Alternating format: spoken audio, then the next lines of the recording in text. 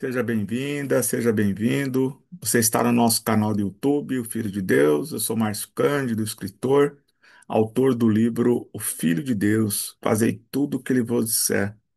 E nesse canal nós estamos fazendo um estudo sobre os quatro evangelhos de Cristo. E hoje com a passagem A Força do Espírito Santo e a Divisão no Reino de Satanás. Essa passagem segue descrita nos evangelhos de Mateus, Marcos e Lucas. E faremos uma leitura e um aprofundamento. E faremos isso em nome do Pai, do Filho, do Espírito Santo. Amém. Que Deus seja conosco. Mateus, capítulo 12, versículo de 22 a 32. Apresentaram-lhe depois um possesso cego e mudo. Jesus o curou de tal modo que este falava e via. A multidão admirada dizia: Não será este o filho de Davi? Mas, ouvindo isto, os fariseus responderam: É por Beelzebu, chefe dos demônios, que ele os expulsa. Jesus, porém, penetrando nos seus pensamentos, disse: Todo reino dividido contra si mesmo será destruído. Toda cidade, toda casa dividida contra si mesma não pode subsistir. Se Satanás expele Satanás, está dividido contra si mesmo. Como, pois, subsistirá o teu reino? E se eu expulso os demônios por Beelzebu, por quem é que vossos filhos os expulsam? Por isso, eles mesmos serão vossos juízes. Mas, se é pelo Espírito de Deus que expulsa os demônios, então chegou para vós o reino de Deus. Como pode alguém penetrar na casa de um homem forte e roubar-lhe os bens, sem ter primeiro amarrado este homem forte? Só então pode roubar sua casa. Quem não está comigo está contra mim, e que não ajunta comigo espalha. Por isso eu vos digo: todo pecado e toda blasfêmia serão perdoados aos homens, mas a blasfêmia contra o Espírito não lhe será perdoada. Todo o que tiver falado contra o Filho do Homem será perdoado. Se, porém, falar contra o Espírito Santo, não alcançará perdão, nem neste século, nem no século vindouro. Então, essa é a narrativa de Mateus sobre a força do Espírito Santo e a divisão no reino de Satanás. Agora vamos à narrativa de Marcos sobre essa mesma passagem. Marcos capítulo 3, versículo de 22 a 29. Também os escribas que haviam descido de Jerusalém diziam: Ele está possuído de Beelzebu. É pelo príncipe dos demônios que ele expele os demônios. Mas, havendo-os convocado, dizia-lhes em parábolas: Como pode Satanás expulsar a Satanás? Pois, se um reino estiver dividido contra si mesmo, não pode durar. E se uma casa está dividida contra si mesma, tal casa não pode permanecer. E se Satanás se levanta contra si mesmo, está dividido e não poderá continuar, mas desaparecerá. Ninguém pode entrar na casa de um homem forte e roubar-lhe os bens, se antes não o prender, e então saqueará a sua casa. Em verdade vos digo: todos os pecados serão perdoados aos filhos dos homens, mesmo as suas blasfêmias. Mas todo que tiver blasfemado contra o Espírito Santo jamais terá perdão, mas será culpado de um pecado eterno. Jesus falava assim porque tinham dito que ele tem um espírito imundo. Então, essa é a narrativa de Marcos sobre a força do Espírito Santo e a divisão no reino de Satanás.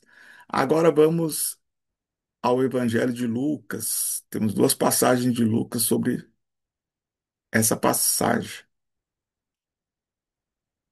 Lucas capítulo 11, versículos 14 a 23 e 27 a 28. Jesus expeliu um demônio que era mudo. Tendo o demônio saído, o mudo pôs-se a falar e a multidão ficou admirada.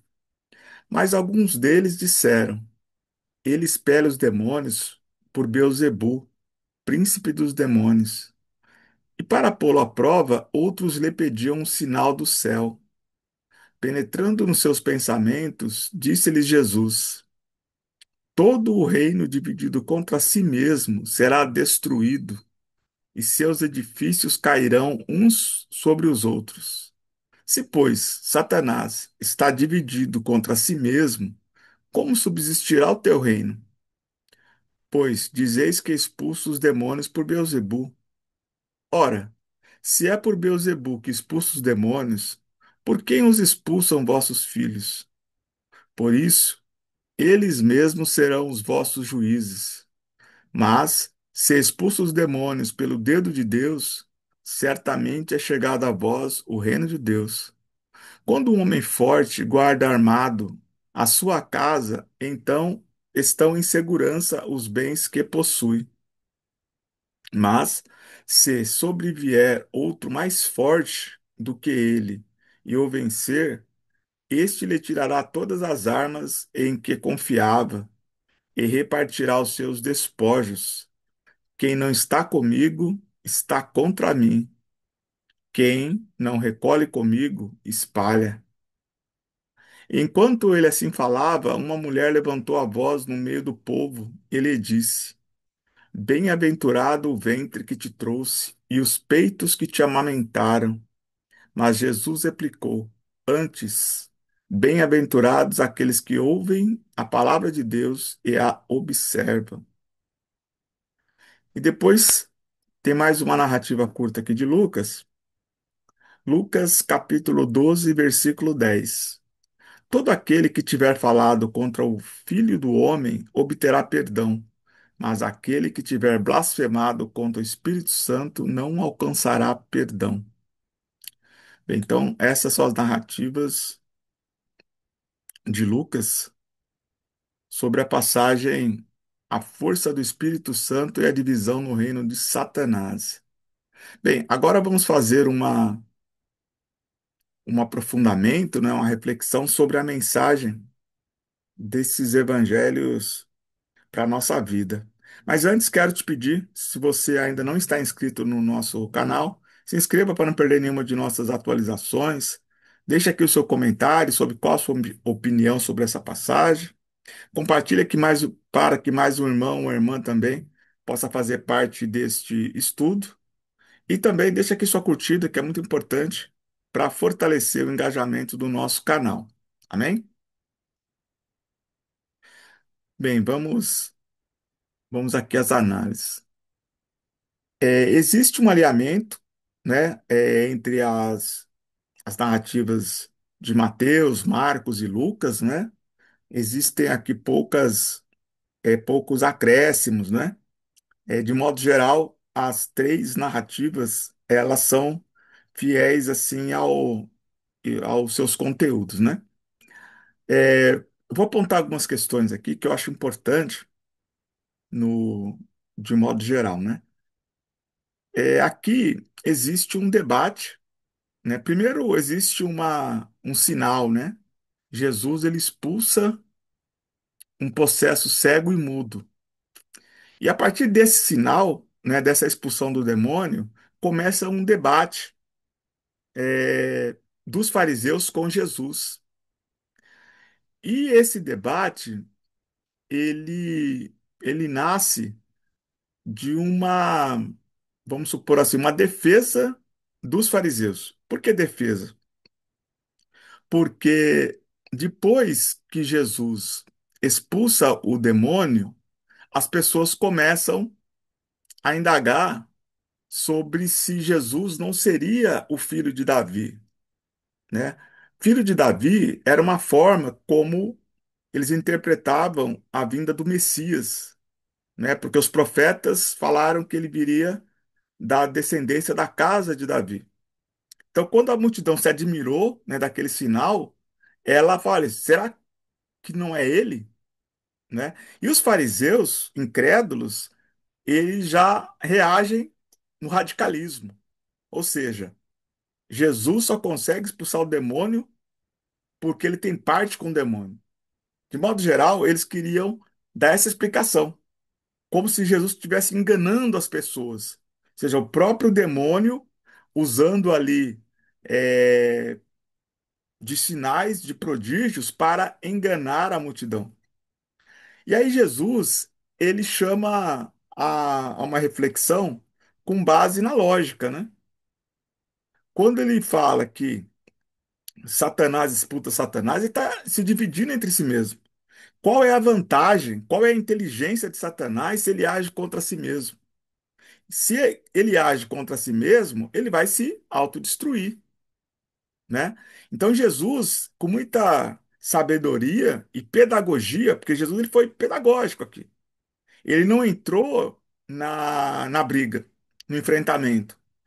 E os fariseus foram desmoralizados pela sua incoerência, né? Então Jesus ele começa aqui o seu posicionamento apontando a incoerência daquelas pessoas.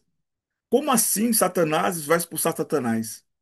Percebe? Então Jesus ele já começa com uma desmoralização do ponto de vista lógico para as pessoas que o questionavam, né? E aí ele fala: se é pelo Espírito de Deus que expulsa os demônios, então chegou para vós o reino de Deus. Em tese, aqui Jesus ele responde à pergunta da multidão, né? Lá no início, no primeiro parágrafo, não será este o filho de Davi?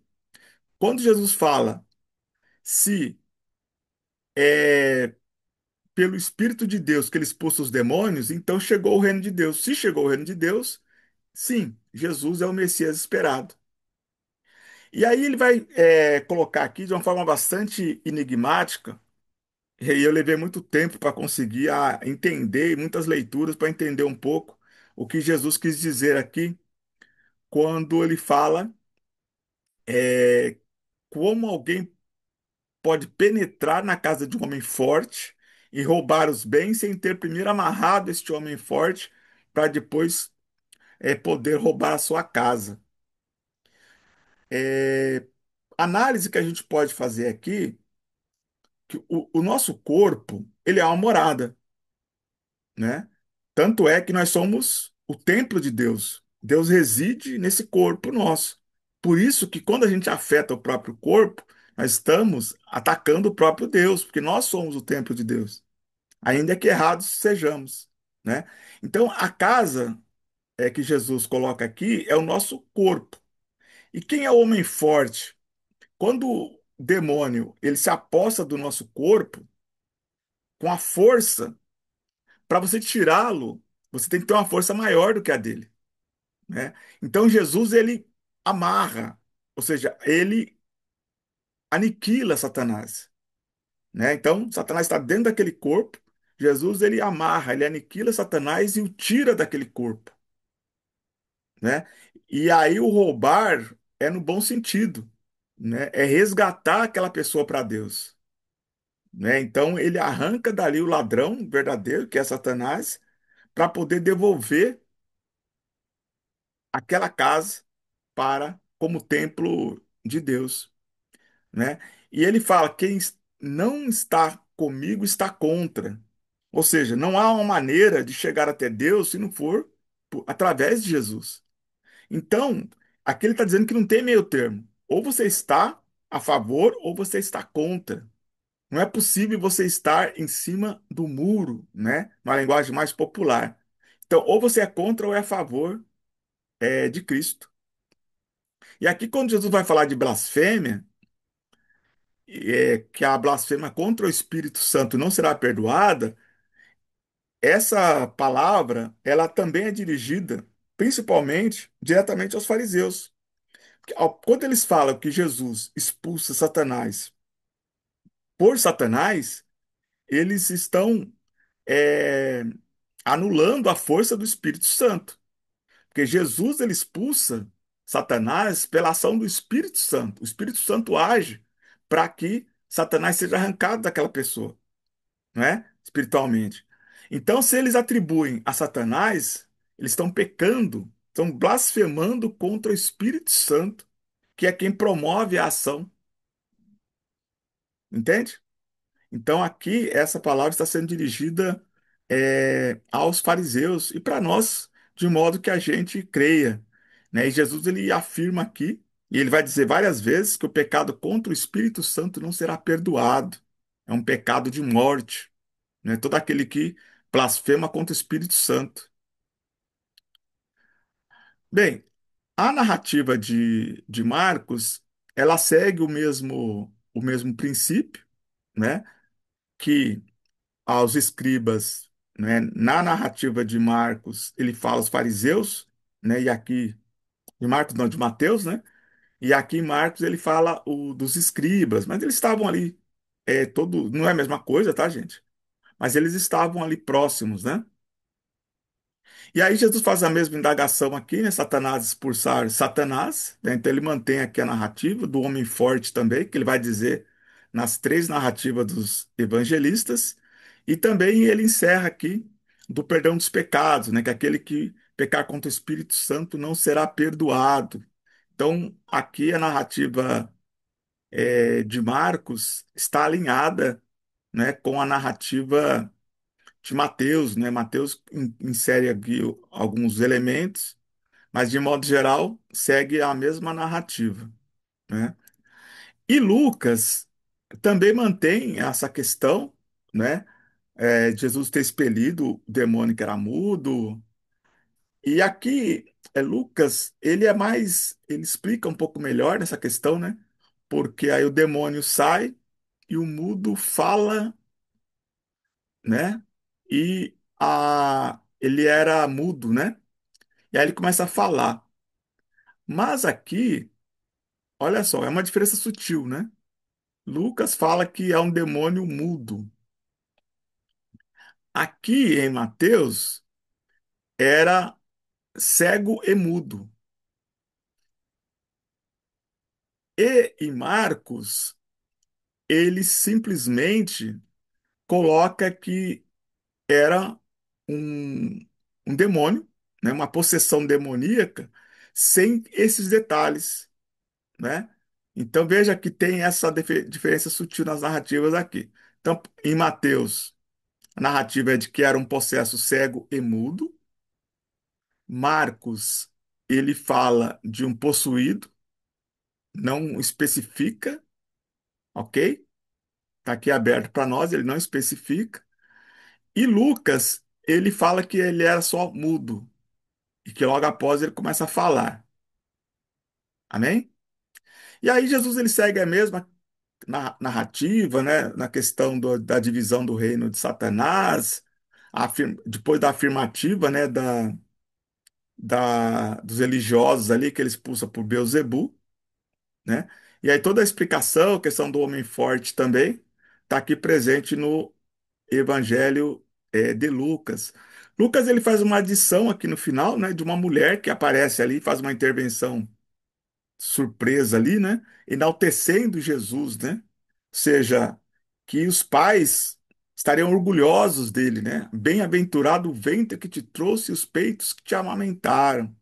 Então, é uma forma dessa mulher abençoar ali Jesus, né? Que homem maravilhoso ali que surgiu entre eles. Mas Jesus, ele aceita, mas ao mesmo tempo ele ressalta que bem-aventurados são aqueles que ouvem a palavra de Deus e as observam. Aí ele colocou acima aqui, né, do eventual orgulho aí da mãe, né, que trouxe ao mundo. E depois Lucas, ele divide a parte ali que da blasfêmia contra o Espírito Santo, que está contido no mesmo texto de Mateus e de Marcos, ele só separa aqui num outro capítulo, né, com versículo aqui bem curtinho. Bem, o que que nós podemos trazer aqui para a nossa vida, não é? É, aqui, nessa passagem, nós podemos, primeiramente, entender que Jesus ele é mais forte que Satanás, né? Então, Jesus é o homem que amarra, né, o homem forte. Quando os fariseus atribuem a Satanás, eles colocam a força em Satanás. Ou seja, você só conseguiu porque o diabo deixou. É aqui que Jesus está colocando que ele é uma autoridade superior a Satanás, que ele tem força para arrancar Satanás de onde ele quiser, né? Então aqui nós temos que trazer para a nossa vida que a força está em Deus. É por Jesus que nos tornamos fortes. Nenhuma outra força, nenhum outro tipo de energia é superior a Jesus.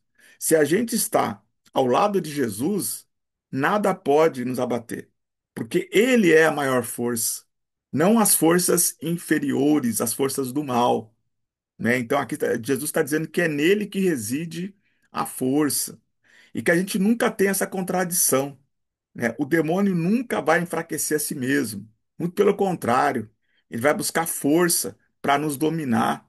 E como é que ele nos domina? Através das nossas emoções, da nossa ganância, da nossa, do nosso egoísmo, da nossa maldade, né? Então, se estivermos com Jesus, teremos sempre a sua força e que jamais o mal vai se dividir. Ele vai se unir para querer conquistar esse mundo material em que nós vivemos.